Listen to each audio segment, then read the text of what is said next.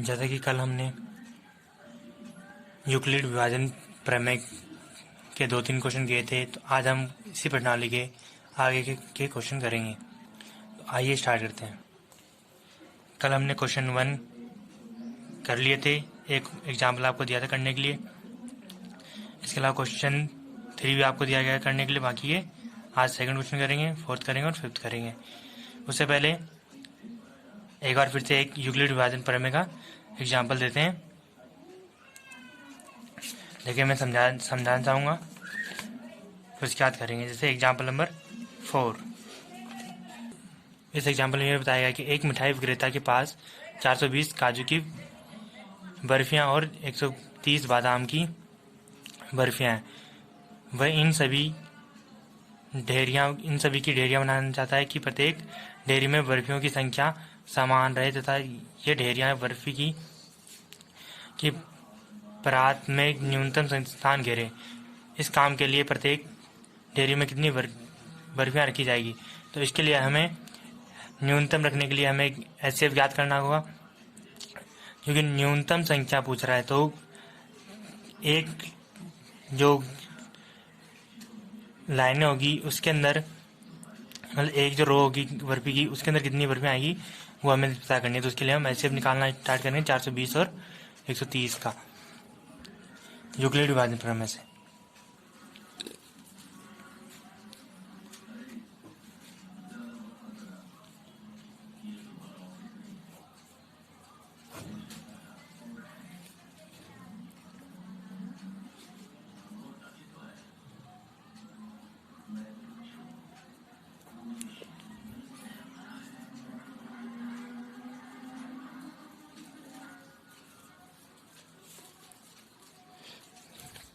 का HCF Euclid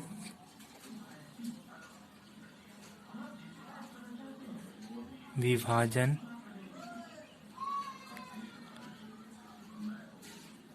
प्रमेय से। तो जैसा कि मैंने कल भी बताया था, इन दोनों संख्याओं में से जो बड़ी है उसे A मानना है और जो छोटी है उसे B मानना है। ठीक है, तो A तो हो गया आपका 420 और B हो गया आपका 130। ठीक है, अब जैसा कि हम जानते हैं कि यूक्लिड विभाजन में A इक्वल होता है B Q प्लस R, जहाँ R आपका शेषफल और Q आपका भाजक है। तो वैल्यू पुट करने पर यहाँ लिखेंगे आप चरण 1 या केस 1 इक्वल टू 130। आपको बताया गया था कि जो यहाँ जो जिन भी केसों में जो A होगा उसके अंदर B का डिवाइड देना है, क्योंकि डिवाइड देने से ही आपके पास Q का मान आएगा और R का।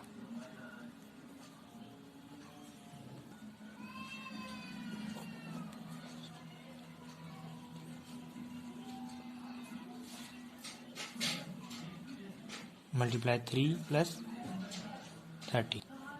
अब चरण सेकंड या केस सेकंड, अब यहाँ पे जो B होगा फर्स्ट चरण में, जो पहला चरण में जो B होता है उसको तो A मान लिया जाएगा और जो R होगा वो B हो जाएगा। तो 130 इक्वल्स टू 30 मल्टीप्लाई 4 प्लस जो रिमाइंडर बचा वो इधर इसे डिवाइड देंगे 130 4 टाइम में 120 10 बचा आपके पास। सेम चरण थर्ड, इस बार A हो जाएगा आपका 30, B हो जाएगा आपका 10 मल्टीप्लाई 3 प्लस 0, क्योंकि यहाँ पे आपका रिमाइंडर होता है 0। हमेशा इसलिए करते हैं क्योंकि जो LHS है यहाँ पर वो RHS के इक्वल्स आता है। देखो 30 मल्टीप्लाई 4 20 120 प्लस 10 130, हर किसी में ये होगा। इस वजह से अब क्योंकि जैसे ही हमारे पास रिमाइंडर 0 आता है वैसे ही इसके बाद आगे नहीं गया था, अर्थात चरण थर्ड में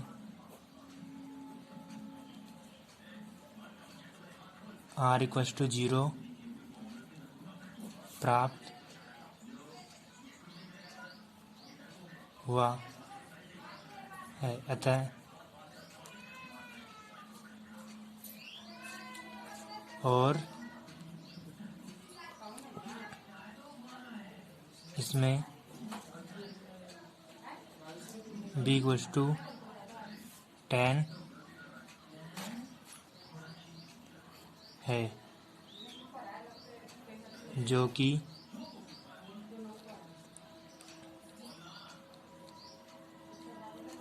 420 व 130 का HCF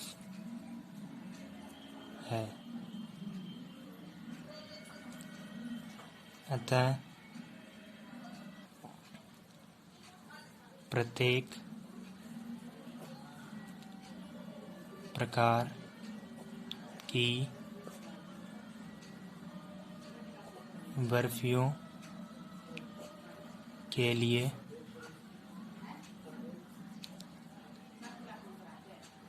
मिठाई विक्रेता 10-10 की ढेरी बनाएगा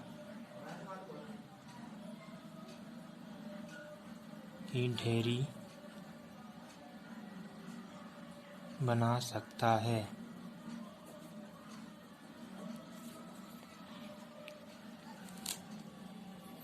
ये हो गया आपका एग्जाम्पल नंबर 4। अब करें question number second. Question number second में आपको दिया गया है कि दर्शाइए कि कोई भी धनात्मक विषम पूर्णांक 6q+1 या 6q+3 या 6q+5 के रूप में होता है, जहाँ q इक्वल्स टू एक पूर्णांक है।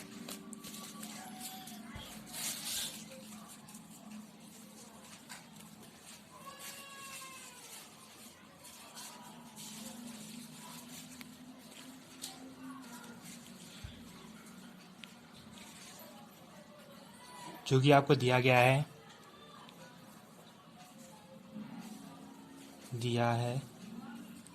6q+1 6q+3 और 6q+5।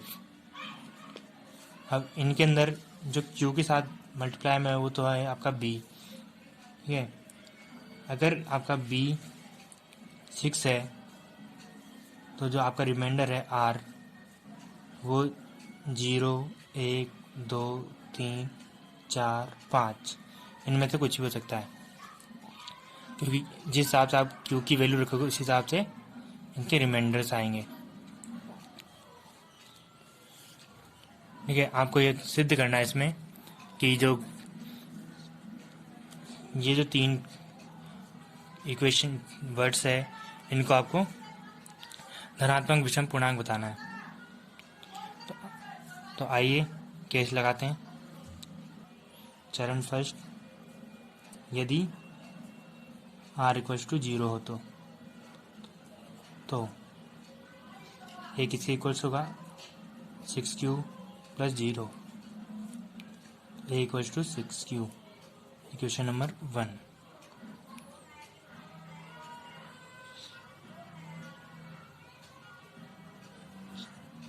चरण सेकंड, यदि r इक्वल्स टू 1 हो तो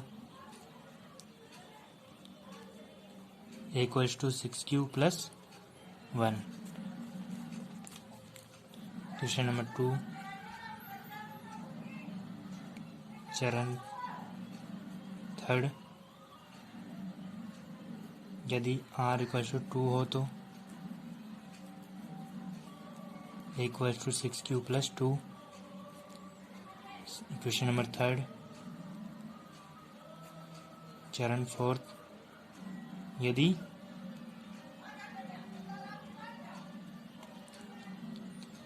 r इक्वल्स टू 3 हो तो a equals to 6q+3, question number 4।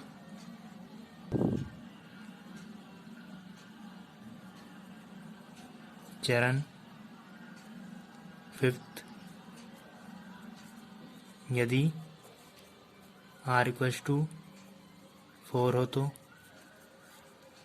a equals to 6q plus 4। Question number 5, चरण 6, यदि r इक्वल्स टू 5 हो तो a equals to 6q plus 5। Equation number 6।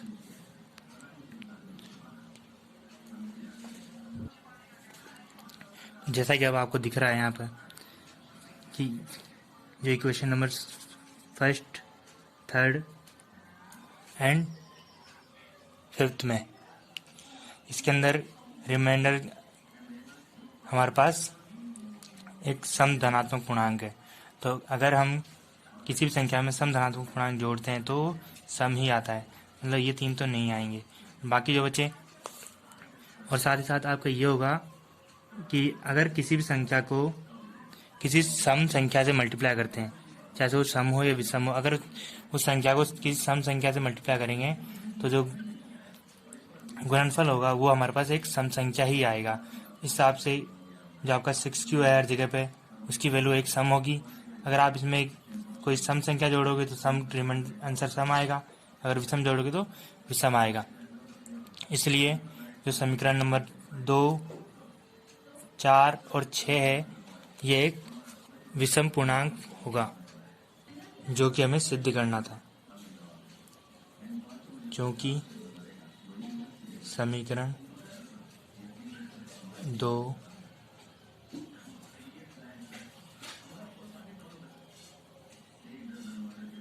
4 व 6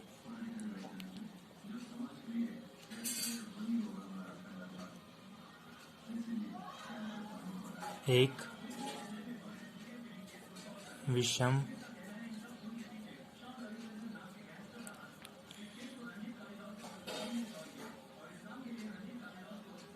पूर्णांक है।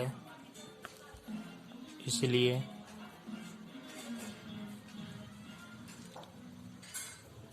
6q प्लस 1 या 6q प्लस 3 या 6q प्लस 5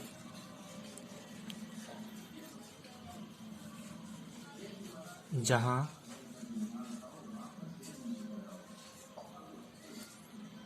q एक पूर्णांक है,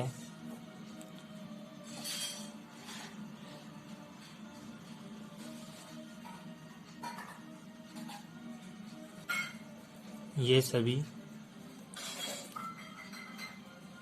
एक धनात्मक विषम पूर्णांक संख्याएं हैं।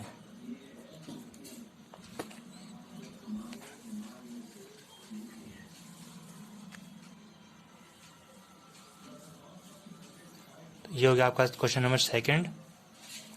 अब चलते हैं अगले क्वेश्चन के साथ।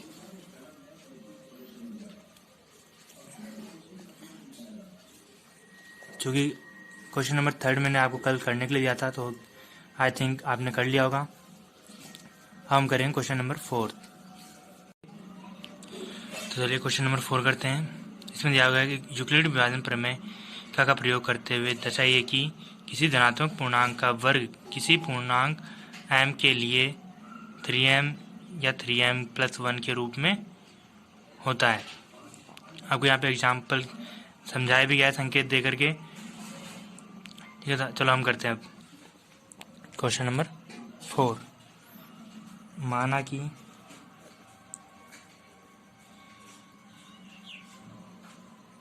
a एक धनात्मक पूर्णांक है,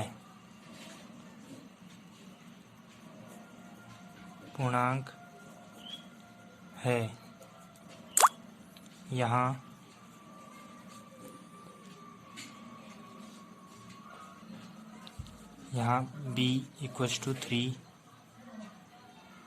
दिया है। तो आर इक्वल्स टू 0 1 2 यही होंगे रिमाइंडर के रूम में, क्योंकि रिमाइंडर जो होता है वो भाजक से छोटा होता है। तो एल्गोरिथम तो यहाँ लिखेंगे यूक्लिड एल्गोरिथम के नियम से, यूक्लिड डिवीजन थ्योरम से A equals to B Q plus R. तो यहाँ लिखोगे केस 1 जब आर क्या हो 0 हो तो क्या होगा A equals to 3 m plus 1 plus 0। तो ए इक्वल्स टू 3m। आपको क्वेश्चन यही नहीं रखना, क्योंकि क्वेश्चन में आपको बोला गया था कि क्या करना है, आपको इसका वर्ग करना है। देखो यहाँ दिया गया है आपके पास धनात्मक पूर्णांकों का वर्ग किसी पूर्णांक m के लिए 3m या 3m प्लस 1 होगा, ठीक है। इसी वजह से पूर्णांक m के लिए पूछा गया, इसी वजह से हमने क्या किया, जो q था उसको m में बदल दिया गया है, ठीक है। अब वर्ग करेंगे तो स्क्वायर करने पर, स्क्वायर या वर्ग करने पर, तो A square equals to 3m का स्क्वायर, ये हो गया आपके पास A square equal to 9m square. इसे हम लिखेंगे A square equal to 3m square, ये लिख सकते हो। तो ये अगले स्टेप में जाएगा आपके पास 3m, यहाँ m equals to 3m square है। यह आपको बताना पड़ेगा कि यहाँ पे m कैसे आया, तो उसके लिए यहाँ इस साइड में आपको या पहले ही आपको शो करना पड़ेगा कि कैसे आया आपके पास। तो माना है ये चीज़ है। इसी प्रकार आप केस सेकंड लिखेंगे जहाँ r इक्वल्स टू 1 हो तो a equals to 3m plus 1। अब क्या करेंगे, वर्क करेंगे। तो ए स्क्वायर यहाँ लिखो वर्क करने पर A square equal to 3m plus 1 का होल स्क्वायर। तो A square equal to 9m square plus 1 plus 6m।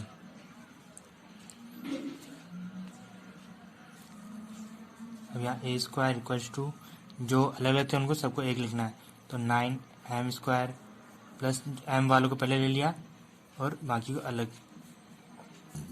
यहाँ पर सेम प्रोसेस 3 कॉमन आया तो यहाँ बचा 3m स्क्वायर प्लस 2 और ये इसमें से 1 एज इट इज। अब ये जो ब्रैकेट है इसको पूरे को m मान लिया जाएगा। तो A square equal to 3m plus 1। यहाँ पर m क्या है, m है आपका 3m स्क्वायर प्लस 2, क्योंकि यहाँ पे हमारे पास क्वेश्चन में दिया हुआ है आपको 3m के रूप में ही लेना है। तो इस वजह से हमको जो भी आएगा उसको हम चेंज कर देंगे, क्योंकि पूर्णांक की वैल्यू में पता नहीं है। इस प्रकार केस थर्ड जहाँ r इक्वल्स टू 2 हो तो a equals to 3m plus 2। Same चीज़ वर्क करने पर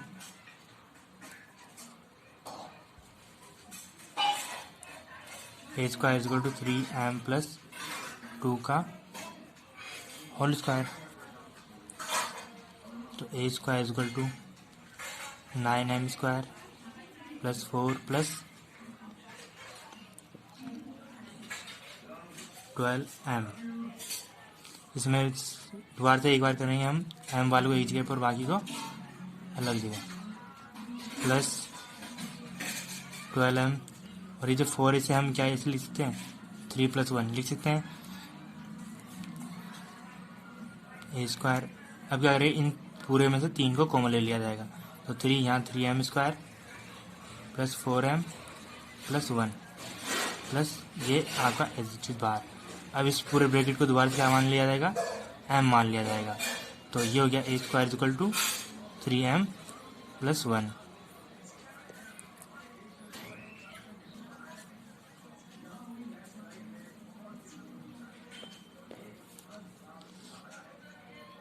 जैसा कि आप देख रहे हैं यहाँ पर ए स्क्वायर की वैल्यू 3m प्लस 1 आया, यहाँ पे 3m प्लस 1 आया और यहाँ पर 3m आया।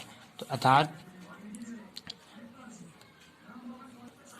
जैसा कि यहाँ बताया गया था कि धनात्मक पूर्णांकों का वर्ग करने पर किसी पूर्णांक m के लिए इसका मान यही आएगा। तो ये हमें ये सिद्ध कर दिया है। तो अब आपको यहाँ लिखना पड़ेगा, आता है किसी धनात्मक पूर्णांक का वर्ग किसी पूर्णांक m के लिए 3m या 3m प्लस 1 के रूप का होता है। अब अगला क्वेश्चन है हमारे पास, यूक्लिड विभाजन प्रेमिका का प्रयोग करते हुए दर्शाइए कि किसी धनात्मक पूर्णांक का घन 9m प्लस 1 या 9m प्लस 8 के रूप में होता है। जिस प्रकार हमने क्वेश्चन नंबर 4 का किया था उसी प्रकार क्वेश्चन नंबर 5 करेंगे। बस उसके अंदर स्क्वायर किया था आपने, यहाँ पर क्यूब होगा। क्वेश्चन नंबर 5,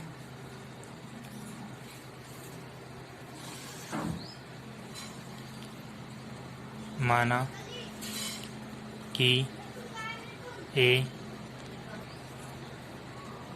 एक धनात्मक पूर्णांक है। यहाँ b इक्वल टू 9 है तो r इक्वल टू 0 1 2 3 4 5 6 7 8 होगा।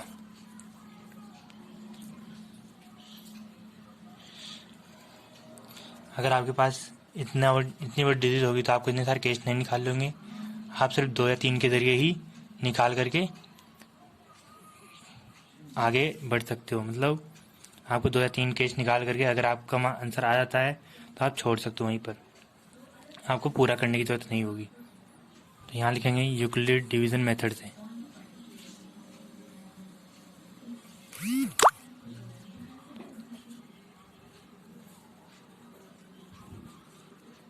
डिवीज़न थ्योरम से A is equal to B Q plus R. Case 1 R is equal to 0 के लिए, case 1 R is equal to 0 के लिए, ठीक है। तो A is equal to B की वैल्यू 9, क्यू प्लस 0। आपको बताया क्यू को क्या लिखना है, हमें एम लिखना है। तो ए इज इक्वल टू क्या होगा आपके पास 9m प्लस। अब क्या करेंगे, इसका घन करेंगे। आपको दिया गया है घन करने के लिए, तो घन करने पर क्या होगा, A cube is equal to 9m का क्यूब। तो A cube is equal to, इसको हम लिखेंगे 981 का m क्यूब, इस रूप में लिख सकते हो। तो अगली स्टेप में A cube is equal to 9m, जहाँ m इज इक्वल टू क्या है 81 m क्यूब। इसी प्रकार केस सेकंड, जहाँ r इज इक्वल टू क्या हो आपके पास 1 हो। तो a is equal to 9m plus 1, घन करने पर A cube is equal to 9m plus 1 का होल क्यूब, ठीक है। अब देखो ए, यहाँ फॉर्मूला लगा ए प्लस बी का होल क्यूब। अगर आपको नहीं आता तो मैं कराऊंगा। तो चूँकि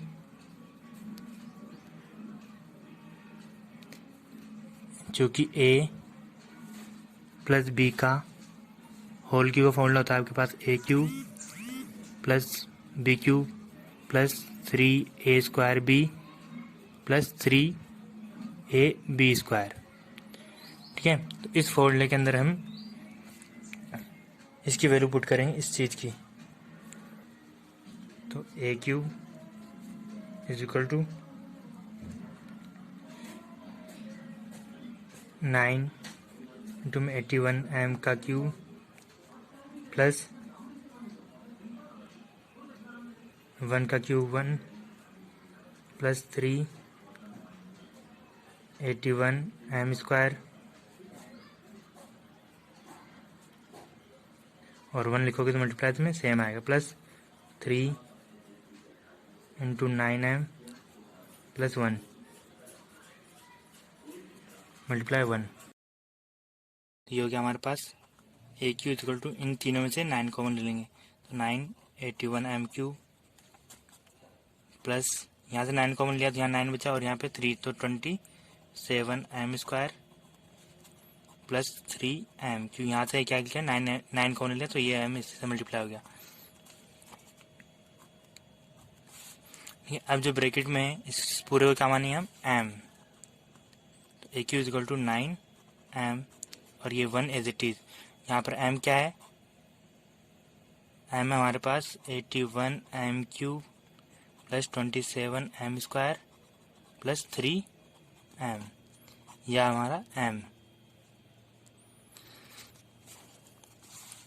ठीक है, अब इसी प्रकार केस थर्ड, जब r इक्वल टू क्या हो 2 हो तो a equal to 9m plus 2, same चीज़ घन करने पर दोबारा इसका भी घन करेंगे तो ये बनेगा अपने पास A cube is equal to 9m plus 2 का होल क्यूब, जो कि मैंने पहले भी बता रखा है कि a प्लस बी का होल क्यूब का फॉर्मूला क्या होता है, तो उसी फॉर्मूले में हम इन पूरे को एड पुट करेंगे।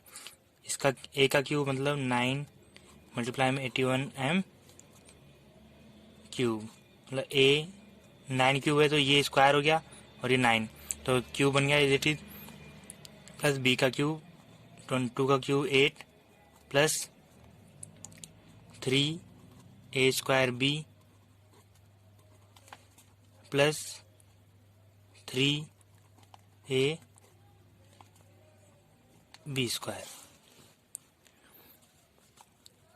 तो A cube is equal to 981 m cube plus जो m वाले मान है उनको एक साथ लिखेंगे तो ये हो गया 9, इसमें से 9 कॉमन ले लिया और इसको अंदर ले दिया तो कितना 27 m² मल्टीप्लाई 2 प्लस ये हमारे पास 9 कॉमन आया तो 4 या 12 m, 9 मल्टीप्लाई में 12 m प्लस ये 8 एज इट इज यहाँ लिख दिया। अब क्या करेंगे, इनमें से 9 कॉमन ले लिया जाएगा तो यहाँ क्या है 9, यहाँ बचा हमारे पास 81 m क्यूब प्लस यहाँ से 9 कॉमन आया तो 27 इंटू 2 तो 54 m² प्लस ये 12 m और 8 हो गया। अब इस पूरे ब्रैकेट को क्या मानेंगे हम m, तो 9m प्लस 8, जहाँ m क्या है 81 m cube plus 54 m² plus 12 m। जैसे कि हमारे पास केस में पूछा गया वैसे सारे केसेस बन चुके हैं। मैंने आपको पहले बताया जितने केस बन रहे हैं उनमें 2 या 3 केस निकालने तो निकाल चुके हैं हम और वैल्यूज भी आज की। तो अब हम लिखेंगे आता है किसी धनात्मक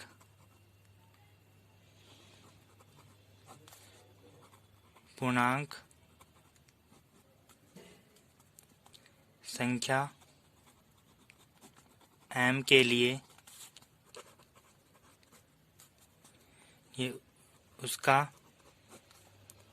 घन पूर्णांक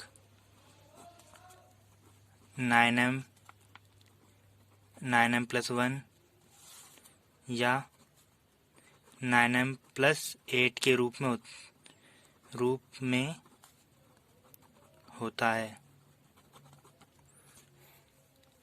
यह हो गई आपकी प्रश्नावली 1.1 कंप्लीट। अब अगले वीडियो हम करेंगे चैप्टर 1.2।